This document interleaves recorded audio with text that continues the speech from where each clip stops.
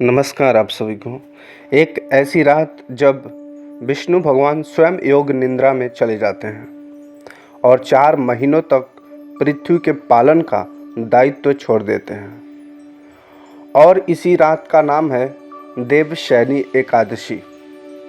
इस दिन जो जागता है उसे स्वयं श्री विष्णु जगाते हैं, और जो भक्ति से व्रत रखता है उसके सब पाप धुल जाते हैं। यह तिथि इस बार 6 जुलाई 2025 को पड़ रही है। हिंदू पंचांग के अनुसार तिथि की शुरुआत 5 जुलाई शाम 6:58 पे होगी और समाप्ति 6 जुलाई की रात 9:14 पे होगा। व्रत हमेशा उद्या तिथि में रखा जाता है, इसलिए देवशयनी एकादशी का व्रत 6 जुलाई को मनाया जाएगा। आषाढ़ शुक्ल पक्ष की एकादशी को देवशयनी एकादशी हम लोग कहते हैं। इस दिन चतुर्मास की शुरुआत होती है, यानी 4 महीने तक विष्णु भगवान योग निद्रा में चले जाते हैं।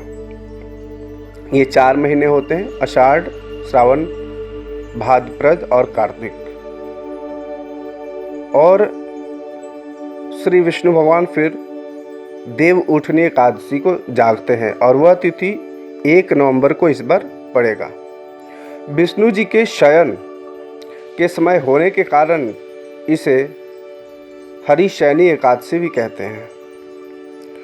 वेदों और पुराणों में भी इसका महत्व का उल्लेख किया गया है, जैसे कि पद्मा पुराण और भविष्य पुराण में इस व्रत का विशेष वर्णन है। कथा भी है इसका। एक समय राजा मंदता ने इस व्रत को किया था, जिससे उनकी राज्य की सुख दुख समस्या दूर हुई थी। शास्त्रों के अनुसार जो व्यक्ति इस व्रत को श्रद्धा से करता है उसके अनेक जन्मों के पाप नष्ट हो जाते हैं। देवशयनी एकादशी का बहुत ही महत्वपूर्ण महत्व है। विष्णु जी के योग निद्रा में जाने के बाद शादी, विवाह, गृह प्रवेश, मुंडन जैसे शुभ कार्य रोक दिए जाते हैं। देवशयनी से लेकर देव उठनी एकादशी तक का समय भक्तों के लिए साधना, जाप, ध्यान इन सब का होता है। इस दिन व्रत रखने से मोक्ष और पुण्य की प्राप्ति होती है। देवशयनी एकादशी में क्या करना चाहिए? देवशयनी एकादशी से 1 दिन पहले ही सात्विक भोजन करना चाहिए और व्रत का संकल्प लेना चाहिए, और एकादशी के दिन निराजल या फलाहारी व्रत रखना चाहिए। विष्णु जी का जलाभिषेक, शंख से स्नान करवाएं। तुलसी पत्र के साथ विष्णु सहस्त्र नाम का पाठ करना चाहिए। विष्णु जी को गीत, भजन, कीर्तन के माध्यम से जगाना चाहिए। और भी बहुत सारे ऐसे काम हैं, जैसे कि दान करना, धर्म करना, अन्न, वस्त्र, तुलसी और गीता का दान शुभ होता है। भागवत गीता का अगर दान करते हैं इस समय तो काफ़ी शुभ माना जाता है। और क्या नहीं करना चाहिए? देवशयनी एकादशी में क्या नहीं करना चाहिए? अनाज, चावल, मसूर का जो दाल होता है, मसाले वाला भोजन, प्याज, लहसुन का परहेज करना चाहिए। काम, क्रोध, लोभ, निंदा, झूठ से दूर रहना चाहिए। व्रत के दिन किसी से दुर्व्यवहार न करें। भावना और भक्ति से पूजा करें। उस दिन काम वासना से जितना दूर रहें। सहस्त्र नाम का पाठ करें, बहुत ही फलदायी होता है। खास करके ओम नमो भगवते वासुदेवाय, या ओम श्री विष्णुवे नमः, या ओम नारायण विद्महे वासुदेवाय धीमहि तन्नो विष्णु प्रचोदयात्, इन सब मंत्रों का जाप करना चाहिए।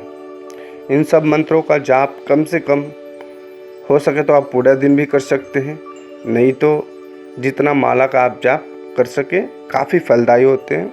सारे पाप कष्ट जो होते हैं वो नष्ट हो जाते हैं।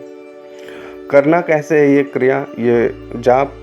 प्रातः स्नान के बाद सफ़ेद वस्त्र पहने, विष्णु जी की पंचामृत से अभिषेक करवाएं, तुलसी डाल के साथ उनको भोग लगाएं। जो भी भोग लगाएं श्री विष्णु जी को, उसमें तुलसी पत्र जरूर होना चाहिए। विष्णु सहस्त्रनाम या गीता का पाठ करें, दिया जलाकर उनका आरती करें। अगर आप ये सब करते हैं तो पाप नष्ट होते हैं, मोक्ष की प्राप्ति होती है, धन और सुख में वृद्धि होती है, शांति और संतान सुख मिलता है, विष्णु जी के चरण में स्थान मिलता है। इस देवशयनी एकादशी से देवउठनी एकादशी के बीच जो 4 माह का समय होता है उसे चतुर्मास के भी नाम से भी जानते हैं। तो चतुर्मास के दौरान यानी देवशयनी एकादशी और देवउठनी एकादशी के बीच तामसिक भोजन, मांस, मदिरा, मीट का त्याग करना चाहिए।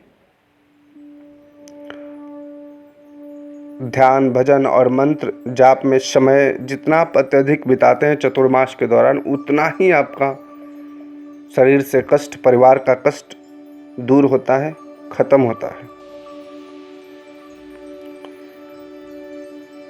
जब नारायण स्वयं विश्राम लेते हैं तब भक्तों के कर्तव्य है जागना।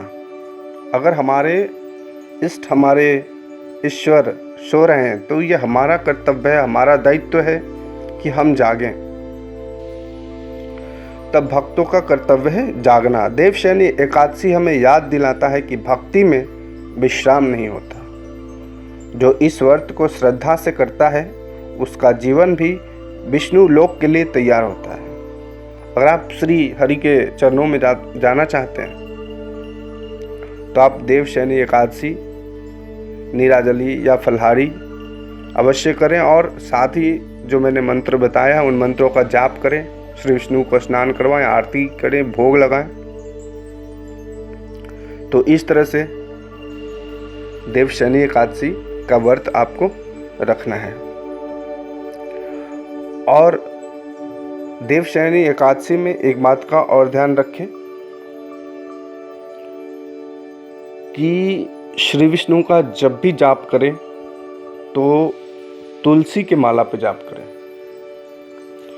अगर आपके पास रुद्राक्ष का या स्फटिक का, हकीक का, ये जो भी मालाएं हैं तो जाप कर रहे हैं ठीक है, लेकिन अगर आप तुलसी की माला पे जाप करते हैं तो श्री हरि विष्णु जल्दी प्रसन्न होते हैं, उनकी कृपा जल्दी मिलती है। तो अगर आप अत्यधिक लाभ लेना चाहते हैं तो कोशिश करें कि जो भी मंत्र का जाप करें वो तुलसी माला पे जाप करें। तो उम्मीद है कि वीडियो आपको पसंद आएगा, तो लाइक शेयर जरूर करें और साथ ही चैनल को जरूर सब्सक्राइब कर लें। जय माता दी, जय शिव।